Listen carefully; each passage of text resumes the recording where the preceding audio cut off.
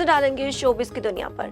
मशहूर अमरीकी अदाकार और हिदायतकार मार्क रफलो ने इसराइल पर मस्जिद अक्सा में नमाजियों और सहाफ़ियों को मुनज़्ज़म तरीके से निशाना बनाने का इल्ज़ाम आयद किया और मज़म्मत की है। पिछले साल रफलो ने 100 मशहूर शख्सियात के साथ मिलकर एक खत पर दस्तखत किए थे, जिसमें इसराइल पर इल्ज़ाम लगाया गया था कि वो एक नस्ल परस्त और नौ आबादियाती रियासत है जो इंसानी हकूक़ की संगीन खिलाफ वर्जियों में मुलव्विस है। बॉलीवुड अदाकार नवाजुद्दीन सिद्दीकी ने बड़े बजट की रिलीज फिल्मों पर तबसरा करते हुए कहा कि फिल्में नहीं बदली, सती तफरी सामने आ रही है। अपने हालिया इंटरव्यू में नवाजुद्दीन सिद्दीकी ने बड़े बजट की हालिया रिलीज फिल्मों RRR और KGF चैप्टर 2 की कामयाबी वजूहात बनने के अमल पर गुफ्तगू की।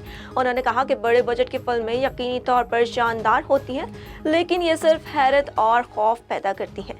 इसमें सिनेमा कहाँ है, हुनर कहाँ है? नवाजुद्दीन सिद्दीकी ने कहा कि कम बजट की फिल्मों को सिनेमा घरों में रिलीज करवाने के लिए मेहनत करनी पड़ती है। बड़े बजट की फिल्मों में विजुअल्स तजर्बात अच्छे होते हैं, मैं भी देखता हूँ, लेकिन इसमें हुनर कहाँ है?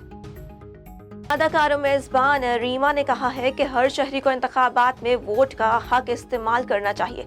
जो लोग अपने वोट का हक इस्तेमाल नहीं करते, इन्हें फिर हुकूमतों के हवाले से राय देने का भी कोई हक नहीं पहुंचता। एक इंटरव्यू में रीमा ने कहा कि पाकिस्तान की अवाम पढ़े लिखे और बाशऊर है, जमहूरियत का अमल छाने की मानित है और जैसे ये आगे बढ़ता जाएगा मजीद शफाफियत आती जाएगी।